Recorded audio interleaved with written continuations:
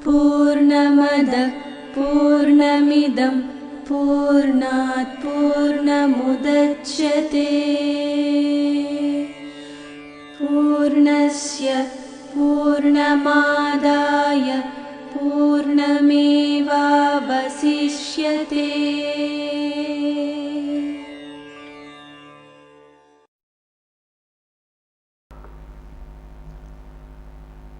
ఒక్కొక్కసారి కొంతమంది నన్ను అడుగుతూ ఉన్నారు,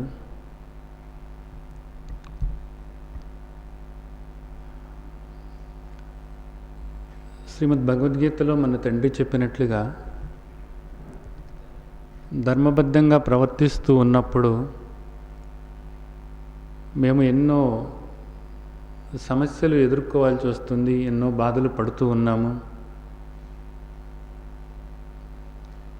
మా ఆర్థిక పరిస్థితులు కూడా అంతంత మాత్రంగానే ఉంటున్నాయి. ధర్మబద్ధంగా ప్రవర్తించటం వల్ల మాకు కలిగేటటువంటి ఉపయోగం ఏదైతే ఉందో అది మాకేమీ కనపడటం లేదు. మరి భగవంతుడు ధర్మబద్ధంగా ప్రవర్తించమంటున్నారు. శ్రీమద్ భగవద్గీతలో చెప్పినటువంటి దైవీ సంపద పెంచుకొని దైవీ లక్షణాల ప్రకారంగా నడవమని చెబుతున్నారు. అలా కాకుండా అసుర భావాలతో ఉండి అసుర సంపద పెంచుకుంటూ దంభము, దర్పము, అహంకారము, క్రోధము ఇలాంటి గుణాలతో ఉన్నటువంటి వాళ్ళే ఈ రోజున ఈ సమాజంలో ఎంతో అభివృద్ధి చెందుతున్నారు. మోసం చేసేటటువంటి వాళ్ళే వృద్ధి చెందుతున్నారు. వాళ్ళే ఎంతో సుఖశాంతులతో ఉండగలుగుతున్నారు. నీతి నియమాలతో ధర్మబద్ధంగా భగవంతుడు చెప్పినట్లుగా, భగవద్గీతలో భగవంతుడు చెప్పినట్లుగా నడుచుకుంటున్నప్పుడు నిజానికి మాకేం ఒరుగుతుంది, ఇక్కడ మాకే లాభము కలగటం లేదు, దీనికి మీరేం చెప్తారు అన్నది కొంతమంది ప్రశ్న అడుగుతున్నారు. నిజమే, ఇది ఇలాగే కనపడుతుంది. ఇక్కడ నీతి నియమాలు లేకుండా ఎదుటి వాళ్ళని మోసం చేస్తూ అధర్మంగా ఎవరైతే ప్రవర్తిస్తూ ఉన్నారో వాళ్ళు ఇక్కడ ఎంతో వైభవాన్ని అనుభవిస్తున్నారు, ఎంతో సంపద వాళ్ళ సొంతం అవుతుంది అనేటటువంటిది మనకు చుట్టూతా కూడా అనేక మంది వ్యక్తుల్ని చూసినప్పుడు ఇదే పరిస్థితి మనకు కనపడుతూ ఉంది. అలా కాకుండా నీతిగానే ప్రవర్తిస్తూ ఉన్నప్పుడు, ధర్మబద్ధంగానే ప్రవర్తిస్తూ ఉన్నప్పుడు వాళ్ళు ఆర్థిక పరిస్థితులు అంతంత మాత్రంగానే ఉండి ఎంతో దుఃఖం ఇక్కడ అనుభవిస్తూ ఉన్నారు అనేటటువంటిది మనకు తెలుస్తుంది. ఇది మనకు కళ్ళకు కనపడుతున్నటువంటి విషయమే. అయితే ఇక్కడ కొంచెం విశ్లేషణ చేసి కొంచెం లోతుగా ఆలోచించాల్సినటువంటి అవసరం ఉంది. భగవంతుడు అనేటటువంటిది నిజానికి ఒక నమ్మకం కాదది. భగవద్గీత ఒక నమ్మకం కాదు. భగవద్గీతలో శ్లోకాలు కేవలము ఒక నమ్మకం కాదు. అవి భగవంతుడు అనేటటువంటిది నిజానికి కొన్ని సూత్రాలతో ముడిపడిపోయి ఉన్నటువంటిది. సూత్రము అంటే ప్రిన్సిపుల్ అంటే ఏమిటి? అది సత్యము. అవి ఏనాటికి కూడా అసత్యం కాదు. భగవంతుడు అంటే సత్యం. భగవంతుడు అనేటటువంటిది నమ్మకం కాదు, గుర్తుంచుకోండి. నమ్మకాలు మారుతూ ఉండవచ్చు, కానీ సత్యం అనేది మారదు ఎప్పుడు కూడా.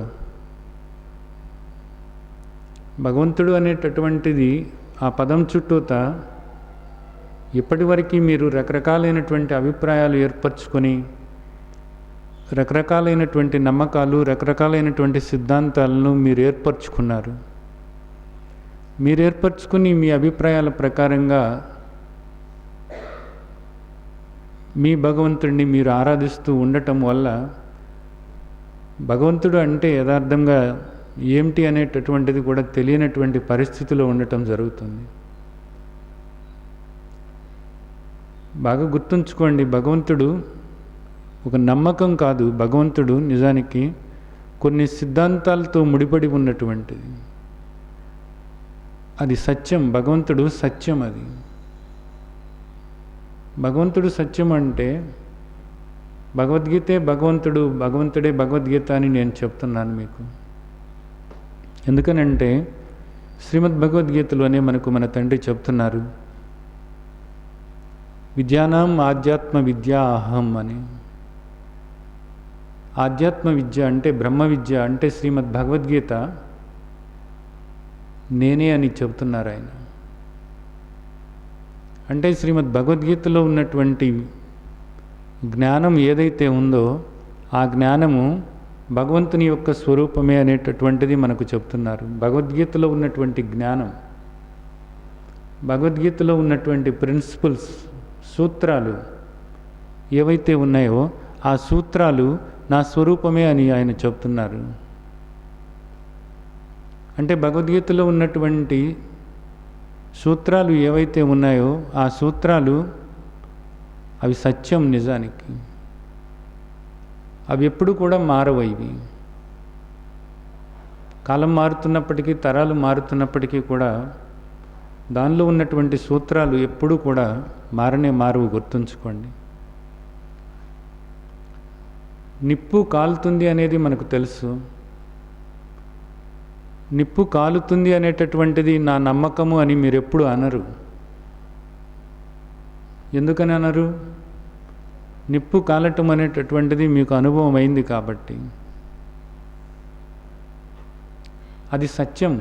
నిప్పు కాలటం అనేటటువంటిది, అలాగే నీళ్లు తడపటం అనేటటువంటిది, ఇది సత్యం. ఈ సత్యం ఎప్పుడు కూడా మారదు. నిప్పు ఎప్పుడైనా సరే కాల్చుతూనే ఉంటుంది, నీళ్లు ఎప్పుడు కూడా తడుపుతూనే ఉంటాయి. ఇది నమ్మకం కాదు, ఇది సత్యం. అది నేను నమ్ముతాను నమ్మను అని కొంతమంది వాదించుకోవచ్చు కూడా.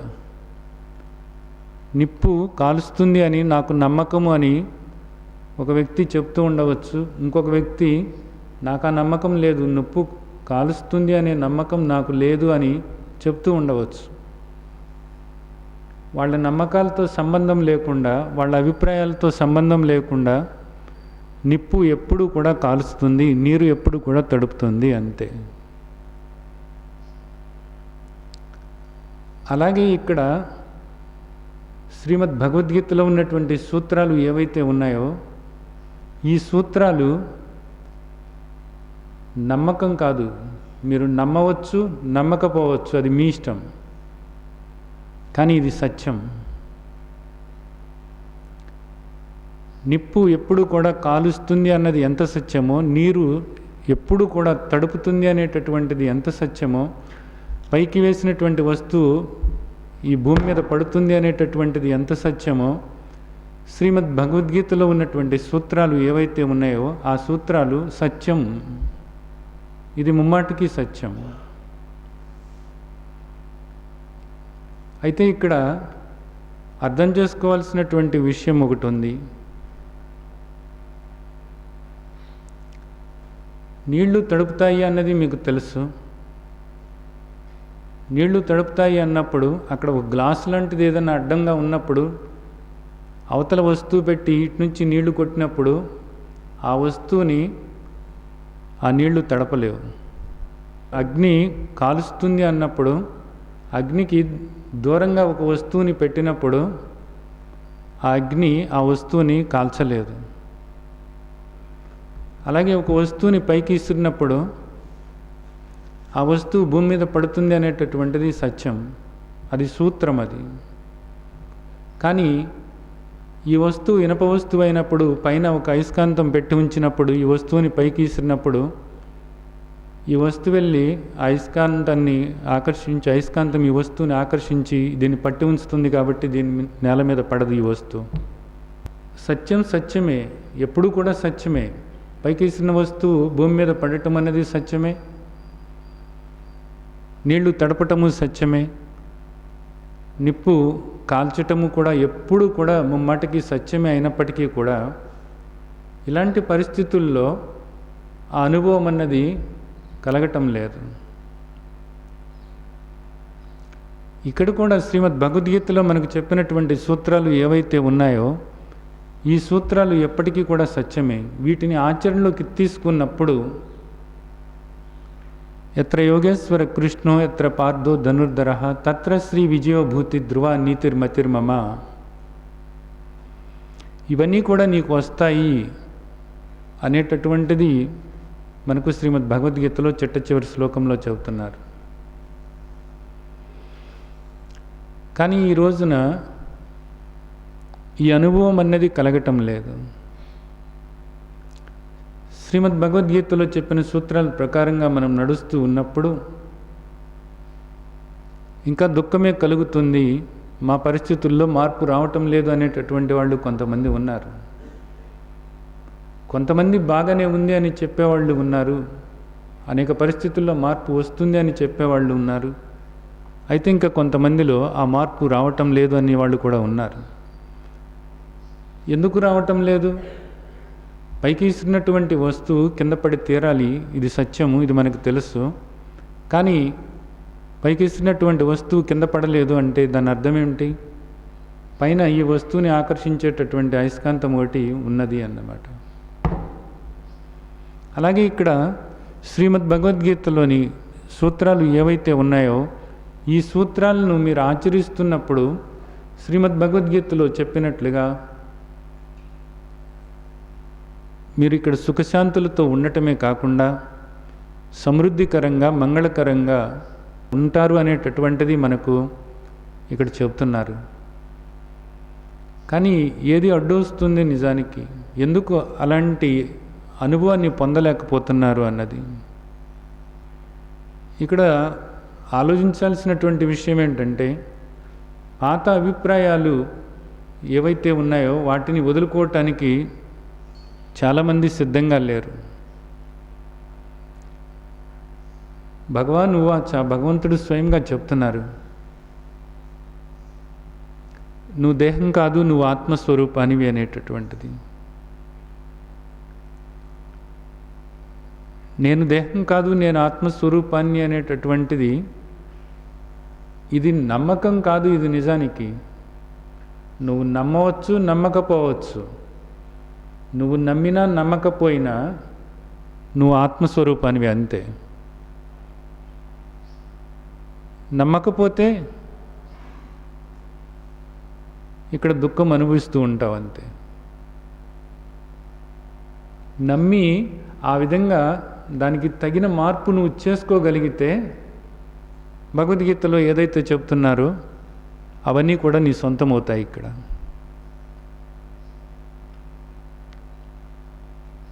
సూత్రాలు ఎంత సత్యం అన్నది మీరు ఒక్కసారి ఆలోచించండి. అంతవంత ఇమే దేహ నిత్యస్యోక్త శరీరేణ అనాశినో అప్రమేయస్య తస్మాద్యుద్ధస్వ భారత అన్నప్పుడు దేహం అంతమయ్యేదే, నీవు దేహంలో ఉన్నటువంటి ఆత్మస్వరూపానివి అని మనకు భగవద్గీతలో చెప్తున్నారు.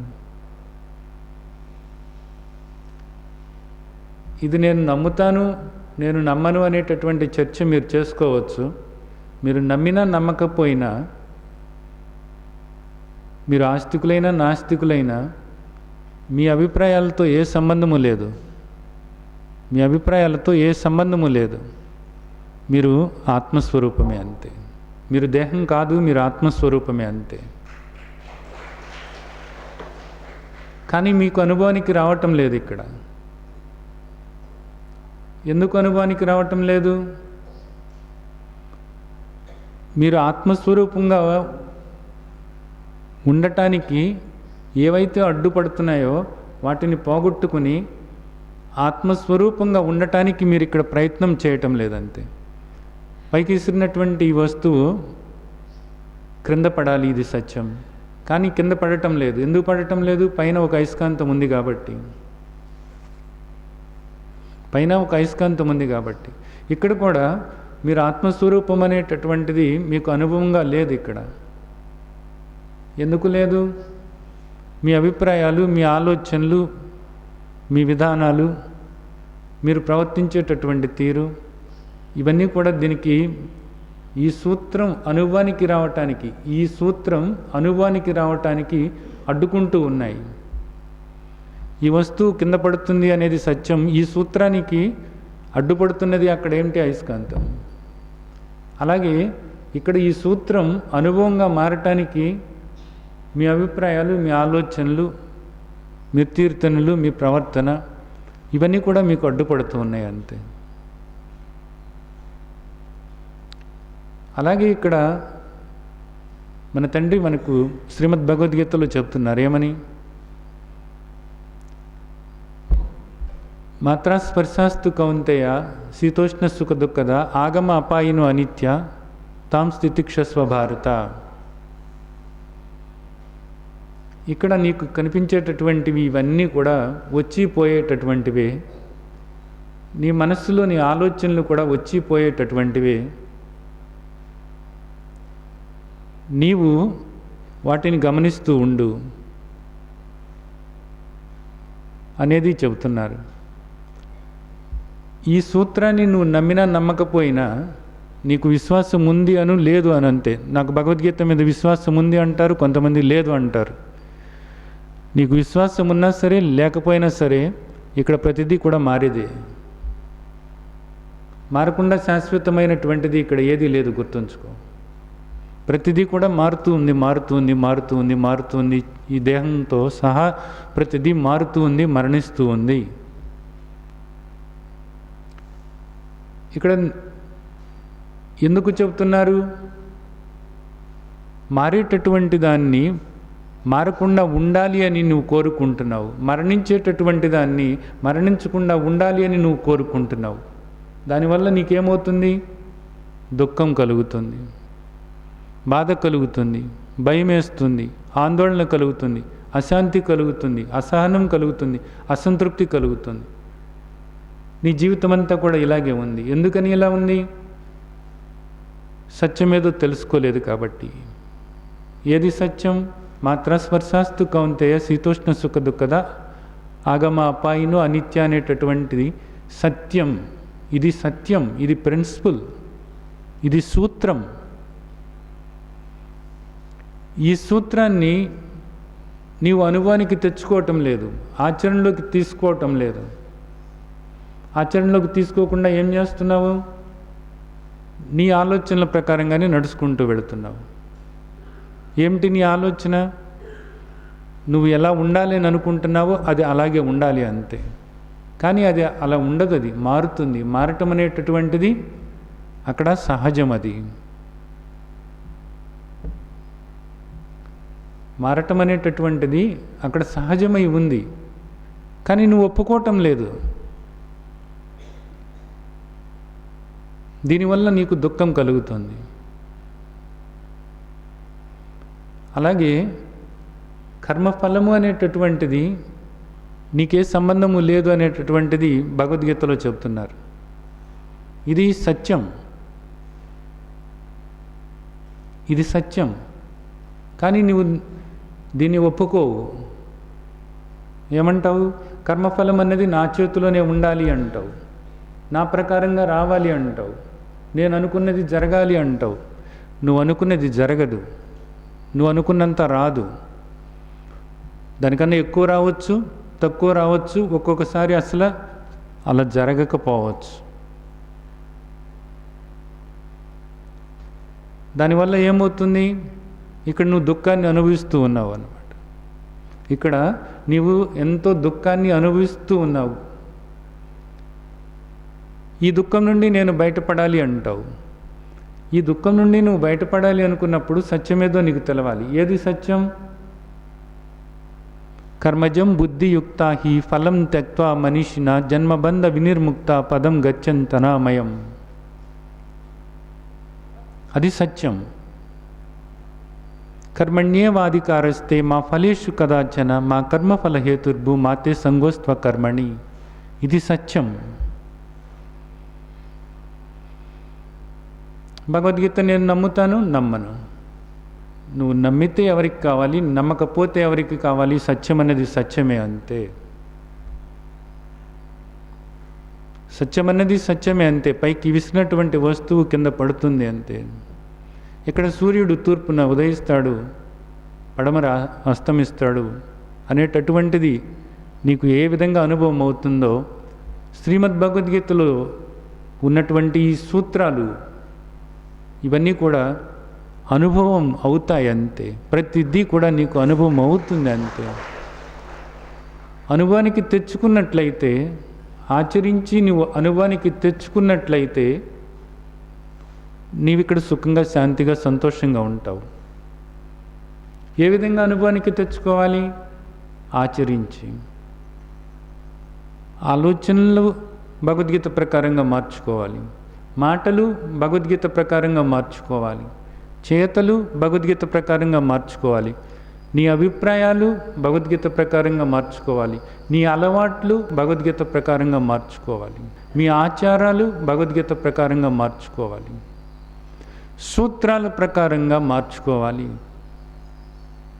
ఈ ప్రిన్సిపల్స్ ఏవైతే ఉన్నాయో ఈ ప్రిన్సిపల్స్ ప్రకారంగా మీ జీవితాన్ని మలుసుకోవాలి. ఈ ప్రిన్సిపల్స్ ప్రకారంగా జీవితాన్ని మలుసుకోకుండా భగవంతుడు ఏర్పరిచినటువంటి ఈ నియమాలు, ఈ సూత్రాలు ఏవైతే ఉన్నాయో వీటికి విరుద్ధంగా నడుస్తూ ఉన్నప్పుడు ఎప్పుడు కూడా జీవితంలో సుఖశాంతులు అనేటటువంటివి పొందలేరు. ఈ సూత్రాలను ఆధారం చేసుకుని నువ్వు వెళుతూ ఉన్నట్లయితే, ఈ సూత్రాల ప్రకారంగా నీ జీవితాన్ని మలుసుకున్నట్లయితే తప్పకుండా ఎత్ర యోగేశ్వర కృష్ణో ఎత్ర పార్థో ధనుర్ధర తత్ర శ్రీ విజయోభూతి ధ్రువా నీతిర్మతిర్మమ. ఆ శ్లోకంలో చెప్పినటువంటి ఆ సంపద వస్తుంది, ఆ వైభవము వస్తుంది, విజయము వస్తుంది. ఇవన్నీ కూడా ధర్మబద్ధమై ఉంటాయి కూడాను. అలాగే చివరికి స్మృతిర్లబ్ధ, నీకు నీవెవరు అనేటటువంటి ఆ స్మృతి కూడా కలుగుతుంది. అంటే ఈ జన్మ సార్థకం చేసుకునేటటువంటి మహత్తరమైనటువంటి అవకాశము నువ్వు పొందుతావు. ఎప్పుడు పొందుతావు? ఈ సూత్రాలని నువ్వు ఆచరణలోకి తీసుకున్నప్పుడు, అంతే. నాకు భగవంతుడి పట్ల విశ్వాసం ఉంది, భగవంతుడి పట్ల విశ్వాసం లేదు. భగవంతుడు అంటే ఏమిటి? ఈ సూత్రాలతో ముడిపడి ఉన్నటువంటి సత్యమే భగవంతుడు. ఈ సూత్రాలని నువ్వు ఆచరించినట్లయితే నీవు భగవంతుడి ప్రకారంగా నడుస్తూ ఉన్నావు, అంతే. భగవంతుడు నిన్ను ఆ విధంగా నడవమని చెబుతున్నారు. భగవాన్ ఉవాచ. భగవంతుడు నిన్ను ఈ విధంగా నడవమని చెబుతున్నారు. ఇక్కడ నీవు అసురభావాలతో ఉన్నట్లయితే ఇక్కడ నీవు దుఃఖం అనుభవిస్తావు, మరలా జన్మలు తీసుకుంటావు అని చెబుతున్నారు. ఇది సూత్రం. ఇది నీ భావాలు ఏ విధంగా ఉంటే నీవు అలాంటి జీవితాన్నే పొందుతావు అన్నది చెబుతున్నారు. యద్భావం తద్భవతి భగవద్గీతలో సూత్రం చెబుతున్నారు. నీ భావాలను సరిచేసుకోవటానికి నువ్వు ఇక్కడ ఇష్టపడటం లేదు. నీ భావాలను సరైన రీతిలో నీవు ఉంచుకున్నట్లయితే, నీ ఆలోచనలు సరైన రీతిలో నువ్వు ఉంచుకున్నట్లయితే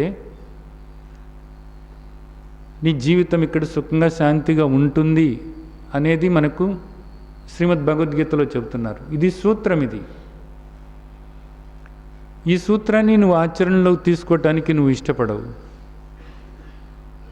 దానికి భిన్నంగా ఏం చేస్తావు? నీవు ఎప్పటి నుంచో ఏర్పరచుకున్నటువంటి ఆ అభిప్రాయాలు, ఆలోచనలు, ఆ భావాలు, అవన్నీ కూడా అలాగే అట్టిపెట్టుకుంటావు. ఈర్ష్య, అసూయ, ద్వేషము, కోపము, కపటము, శత్రుత్వము, ఇతరులు చెడు చూడటము, వాటి గురించి ఆలోచించటము, వాటి గురించే మాట్లాడుకోవటము అన్నీ కూడా ప్రతికూలంగా జరుగుతాయి అని ప్రతి క్షణము కూడా భయపడుతూ ప్రతికూలాన్ని పదే పదే స్మరించుకుంటూ ఉండటము,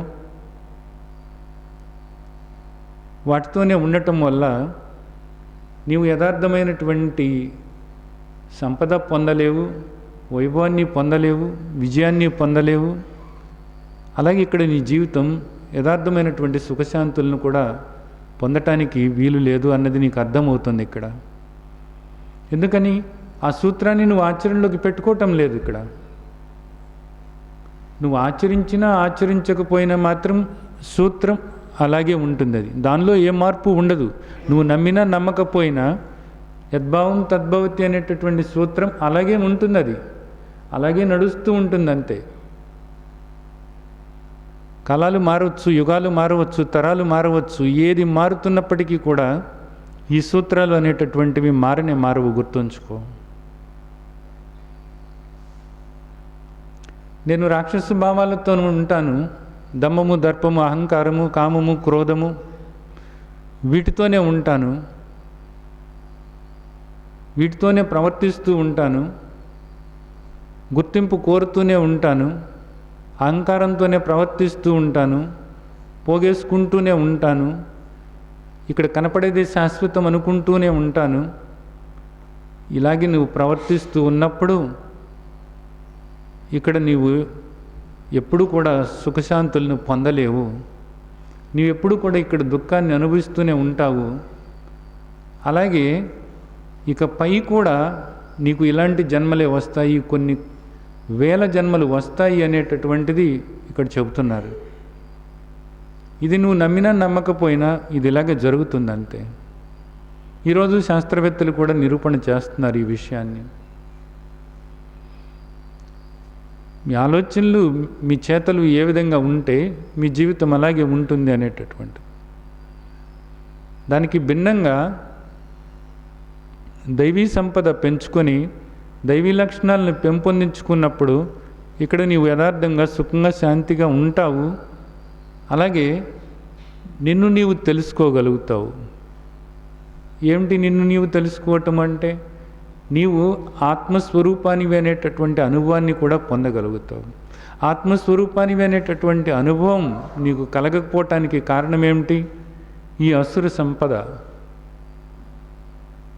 ఈ అసుర సంపదను పెంచుకుంటూ ఉన్నప్పుడు నీవు యథార్థంగా ఆనంద స్వరూపం అనేటటువంటిది నీకు తెలవదు. ఆనంద స్వరూపము, శాంతి స్వరూపం అనేది నీకు తెలవనప్పుడు దానికి వ్యతిరేకంగా ఇక్కడ నీవు ఎప్పుడు కూడా దుఃఖమే అనుభవిస్తూ ఉంటావు అంతే. అలాగే శాస్త్రమే ప్రామాణికము. శాస్త్రం ప్రకారంగా నీవు నడిచినట్లయితే ఇక్కడ నీవు సుఖంగా శాంతిగా ఉంటావు అనేటటువంటిది మనకు చెబుతున్నారు. అలా కానప్పుడు యా శాస్త్ర విధిముత్యజ్య వర్తతే కామకారతః న స సిద్ధిమవాప్నోతి న సుఖం న పరాం గతిం. శాస్త్రం అంటే ఏమిటి? ప్రిన్సిపల్స్,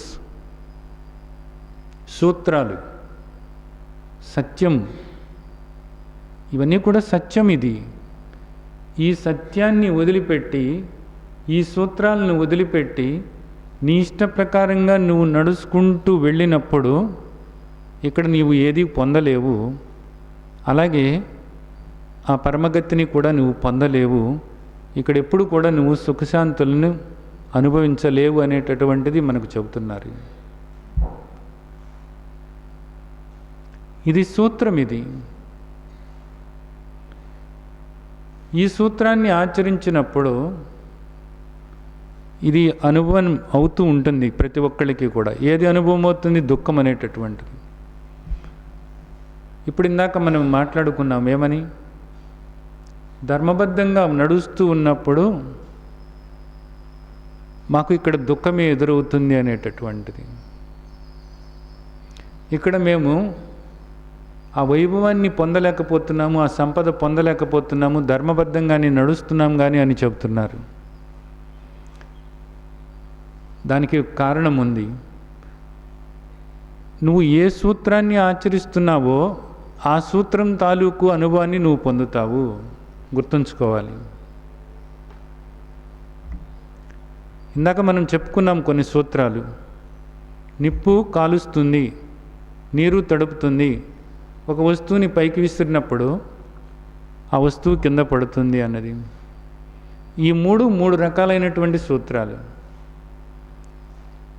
అయితే ఈ 3 సూత్రాలలో నువ్వు ఒక సూత్రం అర్థం చేసుకొని నిప్పు కాలుస్తుంది అని మనకి సూత్రం చెప్పారు, నిప్పు కాలుస్తుంది అనేటటువంటిది అనుకుంటూ నీళ్లను తీసుకొచ్చి కట్టెల మీద పోసి తగలబడతాయి, ఇవి తగలబడతాయి అన్నావు అనుకో, నువ్వు అవి ఎప్పుడు తగలబడవు. ఇంకా తగలబట్టడానికి కూడా అవకాశాన్ని నువ్వు పోగొట్టిన వాడివి అయ్యావు. ఎందుకని? నీళ్లు పోసావు కాబట్టి.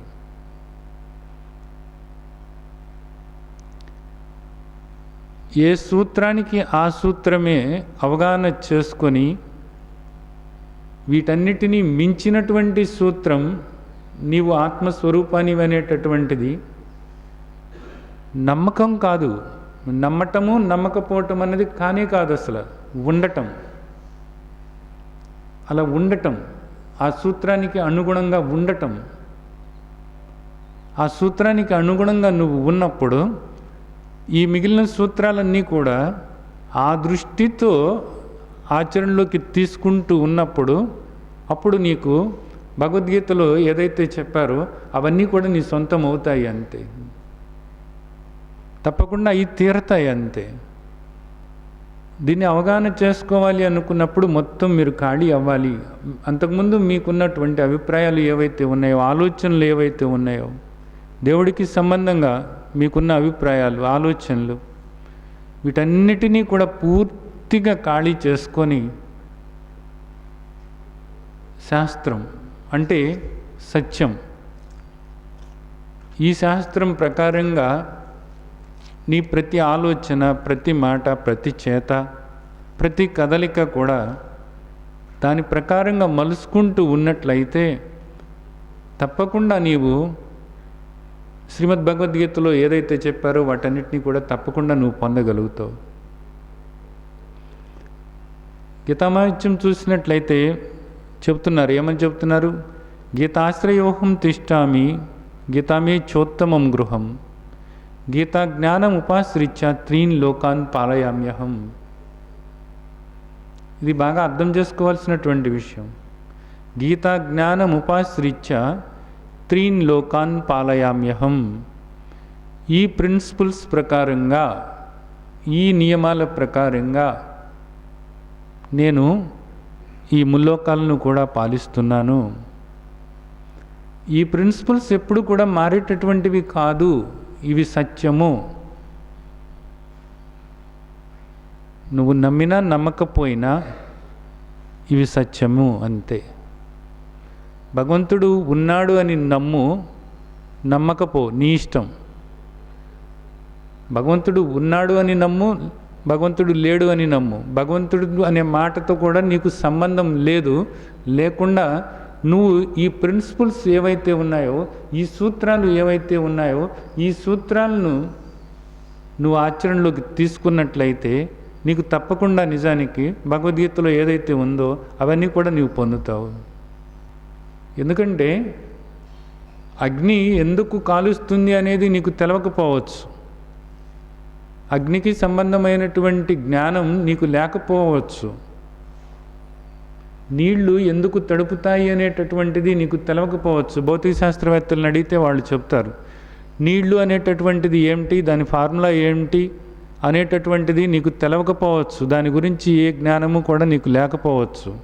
కానీ నీళ్లు నీవు ఎప్పుడు పోసినప్పటికీ కూడా అక్కడ తడుస్తుంది. అగ్ని గురించి నీకు ఏం తెలవకపోయినా సరే అగ్ని ఒక దాని మీద విసిరినప్పుడు అది తగలబడుతుంది. అలాగే భగవంతుడి గురించి నీకు లోతుగా తెలిసినా తెలవకపోయినా భగవద్గీతలో ఉన్నటువంటి సూత్రాలు ఏవైతే ఉన్నాయో ఆ సూత్రాలను నువ్వు ఆచరణలోకి తీసుకుంటున్నప్పుడు, అలా నీ జీవితం మలుసుకుంటున్నప్పుడు, నీవు అలా ఉంటున్నప్పుడు, భగవద్గీతలో ముఖ్యమైనటువంటి సూత్రం నీవు ఆత్మవు అనేటటువంటిది. భగవద్గీతలో ముఖ్యమైనటువంటి సూత్రం ఈ దేహంలో ఉన్న పురుషుడు పరమాత్మే అనేటటువంటిది.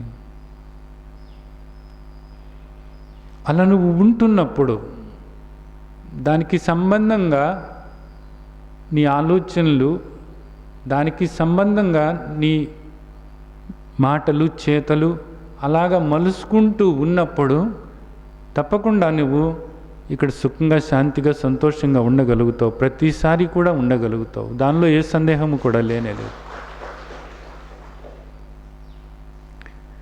గీతా జ్ఞానం ఉపాశ్రిత్య త్రీన్ లోకాన్ పాలయామ్యహం. ఈ సూత్రాల ప్రకారంగానే నేను ఈ సృష్టిని నడుపుతున్నాను అంటున్నారు. ఈ సృష్టిలో భాగమైనటువంటి మనం ఈ సూత్రాల ప్రకారంగా నడుచుకున్నట్లయితే ఇక్కడ సుఖంగా శాంతిగా ఉండటానికి వీలవుతుంది.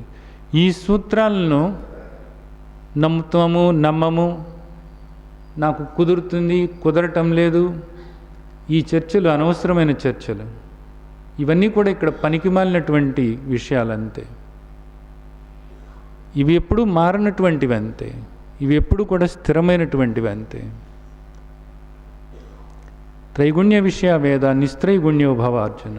నిర్ద్వంద్వో నిత్యసత్వస్తో నిర్యోగక్షేమ ఆత్మవాన్ భవ. ఇదంతా కూడా త్రిగుణాలతో కూడినటువంటిది. ఇక్కడ ప్రతిదీ కూడా త్రిగుణాలతో కూడినటువంటిది. ఈ ద్వంద్వాల నుంచి నీవు బయటపడు. నిర్ద్వంద్వో నిత్యసత్వస్తో నిర్యోగక్షేమ ఆత్మవాన్. నీవు ఆత్మవంతుడిగా ఉండు. ఎందుకు ఉండాలి? ఈ దుఃఖం నుంచి నీవు బయటపడటానికి. ఈ దుఃఖం నుంచి నీవు బయటపడటానికి ఆత్మవంతుడిగా ఉండాలి. ఇది సూత్రం అంతే. నువ్వు ఆనందంగా ఉండాలి అనుకుంటే ఈ సూత్రాన్ని నువ్వు ఆచరణలోకి తీసుకోవాలంతే. నేను దాన్ని నమ్మాను నమ్మలేదు అన్నది వదిలిపెట్టేసి నువ్వు ఆచరణలో పెట్టు అంతే. ఇది సత్యమై ఉంది. ఇది సత్యం. దీన్ని అర్థం చేసుకోవాలి. దీన్ని అర్థం చేసుకుని భగవద్గీతను మీరు కేవలము గ్రంథంగా కాకుండా భగవద్గీతను సత్యమే భగవంతుడు,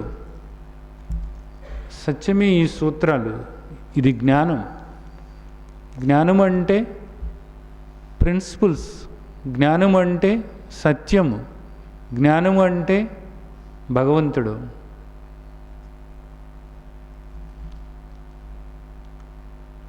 ఇది ఎవరి నమ్మకంతోనూ కూడా పనేం లేదు. దీనికి గుర్తుంచుకోండి. ఆచరణలో పెట్టుకోవటం ఒక్కటే అంతే. ఆ విధంగా ఆచరిస్తున్నప్పుడు నిజానికి అన్నీ కూడా మీ సొంతం అవుతాయి. ఇక్కడ సంపద అన్నప్పుడు నిజానికి 3 రకాలైనటువంటి సంపదలు ఉన్నాయి. ఒకటి బాహ్యమైనటువంటి సంపద, డబ్బు కానీ ఆస్తులు కానీ, అలాగే అంతస్తులు, పదవులు, ఇవన్నీ కూడా ఒక రకంగా సంపద. ఇదంతా కూడా ఈ సంపద మీదే దృష్టి పెడుతున్నారు అందరూ కూడా. ఇక్కడ ఈ సంపద కోసమే ప్రయత్నిస్తున్నారు అందరూ కూడా. కానీ ఇక్కడ ఎంత సంపాదించినప్పటికీ కూడా ఎవరికి కూడా తృప్తి అన్నది లేనే లేదు. ఈ సంపద సంపాదించటానికి ఇందాక మనం చెప్పుకున్నాము, ఎన్నో రకాలైనటువంటి అవినీతి పనులు చేస్తున్నారు, అధర్మంగా ప్రవర్తిస్తున్నారు, అక్రమంగా ఈ సంపద పెంచుకుంటున్నారు. చూసే వాళ్ళందరూ కూడా ఏమంటున్నారు? వాళ్ళు నీతి నియమాలు మరిచి అధర్మంగా ప్రవర్తిస్తూ అక్రమంగా సంపాదించుకుంటూ వాళ్ళందరూ కూడా సుఖంగా శాంతిగా ఉంటున్నారు, వాళ్ళ సంపద అనుభవిస్తున్నారు. మేము నీతిగా ఉండి ధర్మబద్ధంగా ఉండి ఇక్కడ మేమేం అనుభవిస్తున్నాము? ఈ దుఃఖం తప్ప అని అంటున్నారు. ఒకసారి ఆలోచించాలి. వాళ్ళ జీవితాల్లోకి మీరు తొంగి చూసినట్లయితే నిజానికి వాళ్ళ జీవితాల్ని మీరు సరైన రీతిలో సరైన కోణంలో మీరు చూసినట్లయితే మీరు ఈ మాట అనరు, ఎప్పుడూ కూడా అనరు, ఎవరూ కూడా అనరు. వాళ్ళు ఒక సౌఖ్యాన్ని అనుభవిస్తూ ఉండవచ్చు, ఒక సౌకర్యాన్ని అనుభవిస్తూ ఉండవచ్చు. సౌకర్యం ఏర్పరచుకున్నంత మాత్రాన లోపల సుఖంగా, శాంతిగా, సంతోషంగా ఉన్నారు అనేటటువంటిది కాదు, గుర్తుంచుకోండి. ఈ రోజున ఎంతో సంపాదన ఉన్నటువంటి వాళ్ళు, ఎంతో గొప్ప గొప్ప పదవుల్లో ఉన్నటువంటి వాళ్ళు, అనేక మంది నిద్ర లేకుండా రాత్రులు ఎన్నో బాధలు పడుతూ ఉన్నవాళ్ళు ఉన్నారు. కంటి నిండా నిద్రకి కరువైన వాళ్ళు ఎందరో ఉన్నారు. నిద్ర పట్టక తాగేవాళ్ళు ఉన్నారు, మందులు వేసుకునే వాళ్ళు ఉన్నారు నిద్ర కోసమని. ప్రతి క్షణము అలజడితో, ఆందోళనతో, అశాంతితో బ్రతుకు ఈడుస్తున్నటువంటి వాళ్ళు ఎందరో ఉన్నారు. నిజానికి ఇక్కడ నిజానికి అంత సంపాదన లేకపోయినా ఒక పూరిపాకలో ఉన్న హాయిగా నిద్రపోతున్నారు, ప్రశాంతంగా నవ్వగలుగుతున్నారు. ఒకసారి గమనించి చూసినట్లయితే మీకు ఆ తేడా తెలుస్తుంది. సౌకర్యాలు ఉన్నాయి, ఎన్నో సౌకర్యాలు ఏర్పరచుకుంటూ ఉన్నారు, కానీ నిజానికి ఆ సుఖము అనేటటువంటిది, అంతఃసుఖము అనేటటువంటిది, ఆ లోపల శాంతి, సంతోషము, సంతృప్తి అనేటటువంటిది నిజంగా వాళ్ళు పొందుతున్నారా అన్నదాన్ని ఆలోచించాలి. అది లేనప్పుడు నిజానికి ఇవన్నీ కూడా ఎందుకు? మనస్ఫూర్తిగా నవ్వగలుగుతున్నారా? హాయిగా ఉండగలుగుతున్నారా? ప్రశాంతంగా ఉండగలుగుతున్నారా? కుటుంబ సభ్యులందరూ కూడా కూర్చుని ప్రశాంతంగా మాట్లాడుకోగలుగుతున్నారా? నిరంతరం కూడా పరుగులు పెడుతూ సంపద సంపద సంపద సంపద అనుకుంటూ అనేక రీతుల్లో సంపాదిస్తూనే ఉన్నారు. వాళ్ళని చూసి మీరేమంటున్నారు? వాళ్ళు సుఖంగా, శాంతిగా ఉన్నారు, మేము ఉండలేకపోతున్నాము, మేము సంపాదించలేకపోతున్నాము, మేమేం బాగుకున్నాము అంటున్నారు. ఇది నిజానికి కేవలము ఒక్కసారి చూసో, ఒక నెలపాటు చూసో ఆ నిర్ణయానికి రావటం అనేది సరికాదు. ఒక జీవితకాలంలో ఆ విధంగా ప్రవర్తిస్తున్నటువంటి వాళ్ళు నిజానికి ఆ అంత్యకాలం వరకు కూడా మీరు వాళ్ళని గమనించినట్లయితే, వాళ్ళ పరిస్థితి ఎలా ఉంది అని చూసినట్లయితే మీకు తెలుస్తుంది. వాళ్ళలో అనేక మంది ఇక్కడే నరకం అనుభవిస్తున్నారు అన్నది. వాళ్ళ జీవితాలని చూడండి మీరు, అలాంటి వాళ్ళ జీవితాలని అర్థం చేసుకోవటానికి ప్రయత్నం చేయండి. మీరు అధర్మబద్ధంగా నడుస్తూ ఉన్నప్పుడు, ఇతరులకు హాని కలిగేటటువంటి రీతిలో వాళ్ళు ప్రవర్తిస్తూ ఉన్నప్పుడు, ఇతరులను అన్యాయం చేసి వాళ్ళను అశాంతికి గురి చేస్తూ వాళ్ళు సంపాదించుకుని ఆ బాహ్యమైనటువంటి సుఖాలను పొందుతూ ఉండొచ్చు. కానీ వాళ్ళ జీవితాల్ని మనం చూసినట్లయితే వాళ్ళు దుఃఖం అనుభవిస్తున్నారు, దీనికి ప్రతిఫలం అనుభవిస్తున్నారు అనేది అర్థమవుతుంది. అలాగే మనకి చెప్తున్నారు మహాత్ములందరూ కూడా, ఇది కేవలము ఒక వేషం మాత్రమే. ఈ వేషం అయిపోగానే, ఈ దేహం అయిపోగానే రేపు వాళ్ళు ఇక్కడ వాళ్ళు చేసినటువంటి అన్యాయాలకు, అక్రమాలకు, వాళ్ళు ప్రవర్తించినటువంటి తీరుకి రేపు ఎంతో దుఃఖాన్ని రకరకాలైనటువంటి వేషాలలో, అంటే రకరకాలైనటువంటి దేహాలలో పశువుగానో, పక్షిగానో, క్రిమిగానో అనుభవించబోతున్నారు అనేటటువంటిది మనకు భగవద్గీత చెబుతుంది, మహర్షులందరూ కూడా చెబుతున్నారు. శ్రీమద్ భగవద్గీత ఇంకా 2 రకాలైనటువంటి సంపదలు చెబుతుంది. అసుర సంపద, దైవీ సంపద.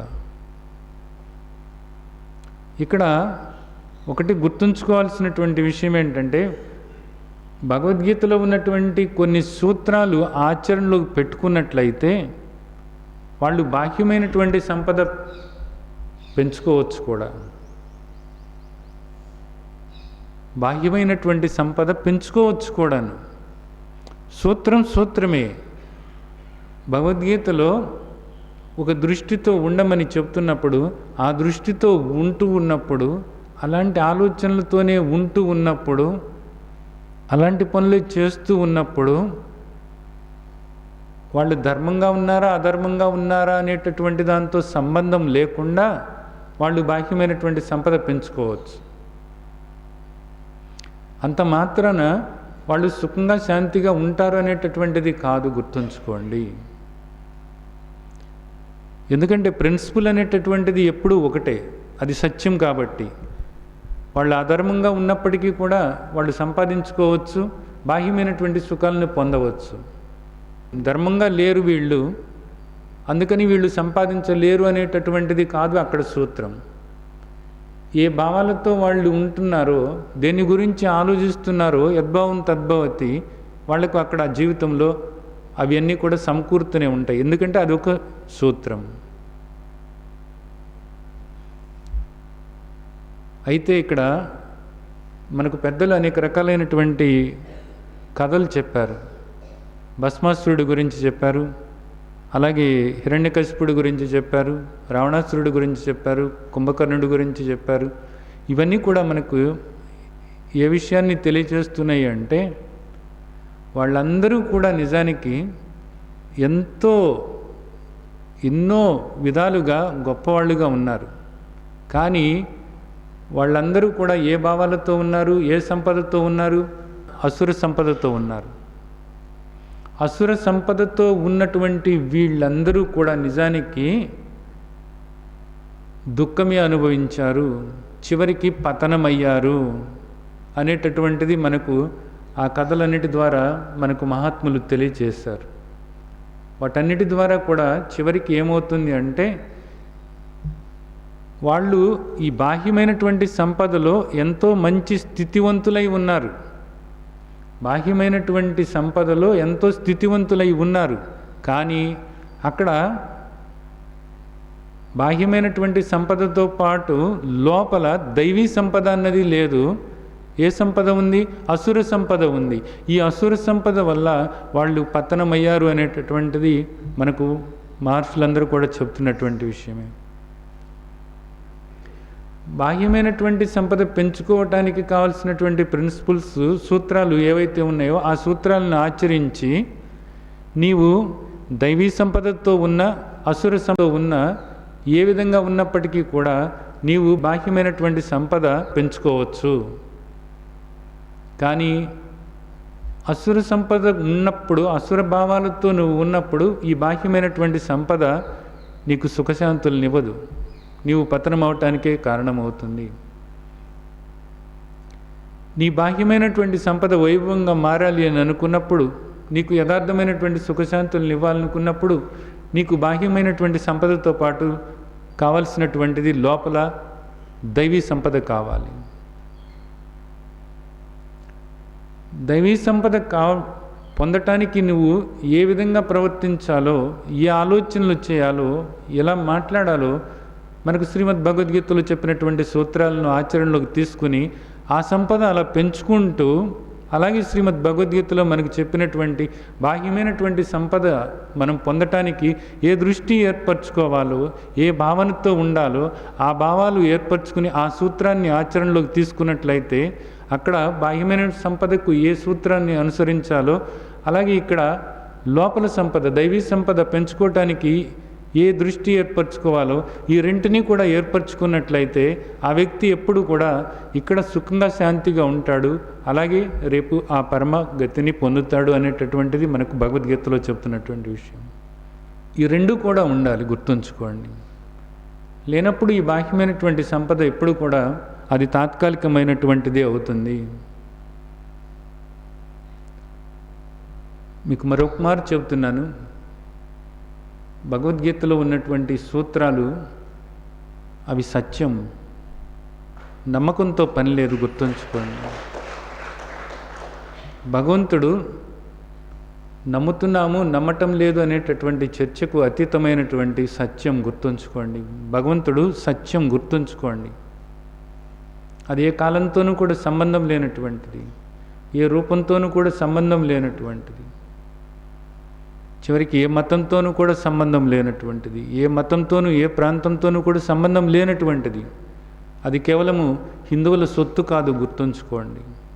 ఏ మతంతోనూ ఏ ప్రాంతంతోనూ దేనితోనూ కూడా సంబంధం లేనటువంటి సత్యం ఏదైతే ఉందో ఆ సత్యం, ఆ సూత్రాలకు అనుగుణంగా, ఆ సత్యానికి సంబంధమైనటువంటి ఆ సత్య సూత్రాలకు ప్రతి కాలంలోనూ కూడా ఏ ఫలితాలు రావాలో ఆ ఫలితాలు వస్తూనే ఉంటాయి అంతే. వాటిలో ఎప్పుడు కూడా ఏ మార్పు కూడా రానే రాదు, గుర్తుంచుకోండి. ఇదంతా అవగాహన చేసుకొని భగవద్గీత సూత్రాలను ఆచరణలోకి తీసుకోవాలి. నమ్ముతున్నామని నమ్మటం లేదా అన్నది వదిలేయండి. నాకు విశ్వాసం ఉంది లేదు అన్నది కాదు, ఆచరించండి అంతే. కట్టెల పొయ్యి పెట్టుకున్న తర్వాత అగిపుల్ల గీసి దానిలో వేస్తే అది మండుతుందా లేదా, నమ్మకం ఉందా లేదా నీకు అని ఆలోచిస్తూ కూర్చున్నప్పుడు ఆ వంట ఎప్పుడు కూడా పూర్తి చేయలేరు. అగ్ని తగలబెడుతుంది అంతే. అది సత్యం, అది సూత్రం. అలాగే భగవద్గీత సూత్రాలు ఆ మార్పు తీసుకొస్తాయి అంతే.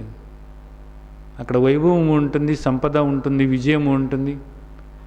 అలాగే నిజానికి ఈ మానవ జన్మ ఎందుకు వచ్చిందో దాన్ని సార్థకము చేసుకోగలుగుతారు. దీన్ని అర్థం చేసుకుని మీరందరూ కూడా ఆచరణలోకి తీసుకుని అంతటి ఉత్తమమైనటువంటి స్థితి పొందాలని ఆశిస్తూ ఆ విధంగా ఆశీర్వదిస్తున్నాను. జై సచ్చిదానంద. లోకా సమస్తా సుఖినో భవంతు. లోకా సమస్తా సుఖినో భవంతు. లోకా సమస్తా సుఖినో భవంతు.